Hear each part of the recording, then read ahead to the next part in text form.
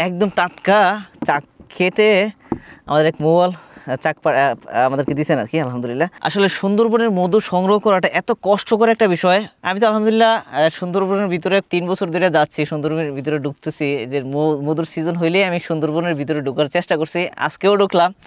মানে এখানে যে মানে আবহাওয়াটা এক তো তীব্র গরম, আর গাছের কারণে ওরকম বাতাস ওরকম গায়ে লাগে না, প্রকৃতির তরল শোনা আর কি। সুবহানাল্লাহ, আল্লাহ তাআলা প্রকৃতির মধ্যে এমন এমন জিনিস রেখে দিয়েছেন, এটা থেকে আমি একটু একটু খেয়ে নিই।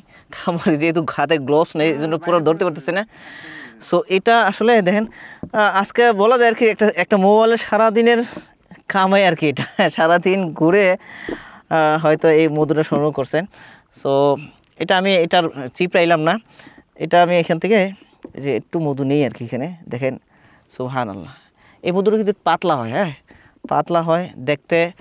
প্রথমে কালারটা এরকমভাবে মানে সাদা সাদা টাইপের হয় আর কি। এটা যত দিন যাবে, ধরেন 3 মাস পরে এই মধুর কালারটা কিন্তু এটা ডিপ হয়ে যাবে, হ্যাঁ। তখন আবার একটু পোলেন জমবে, হ্যাঁ। মানে কথা বলতেছি, না খাইলে কেমন হয় বুঝছেন, একটু খাই, মোম সহ খাইতে হবে। তো পারছি ভাই পারছি। বিসমিল্লাহির রহমানির রহিম।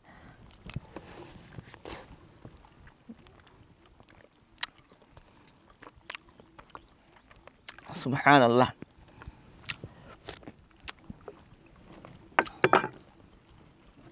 মানে টাটকা মধুর স্বাদই অন্যরকম। আবার সুন্দরবনের ভিতর থেকে আসছে, পুরো শরীর ক্লান্ত, এই অবস্থায় মধু, পেটে একটু খিদেও আছে। এটার যে একটা টেস্ট, সুবহানাল্লাহ।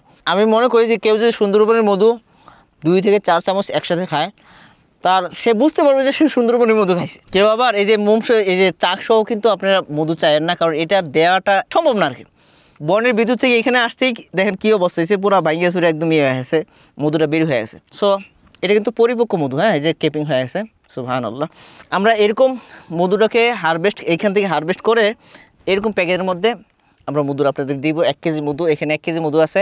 এই মধুটা পৃথিবীর 5টা মধুর মধ্যে একটা মধু, মানে নাম করা, যে সারা দুনিয়াতেই সমাদৃত, এটা সারা দুনিয়ায় জেনে সুন্দরবনের প্রাকৃতিক মধু, সুন্দরবনের মধু। এটা মানে সারা দুনিয়াতে এটার চাহিদা আছে, আর এটার চাহিদা অনেক বেশি। আপনার ঘরে কেন সুন্দরবনের মধুটা রাখবেন কন্টিনিউ, অথবা মাঝে মধ্যেও যদি খান। আল্লাহ রাসূল সাল্লাল্লাহু আলাইহি ওয়াসাল্লাম হাদিসের মধ্যে বলছেন, কেউ যদি হাতের তালুয়া নিয়ে 3 দিন চেটে চেটে মধু খায়, তো তার বড় কোনো ধরনের বালা মুসিবত, বড় কোনো ধরনের রোগ বালা হবে না। সুবহানাল্লাহ, যে আল্লাহ রাসূল সাল্লাল্লাহু আলাইহি ওয়াসাল্লাম বলছেন, সহিহ হাদিস এটা।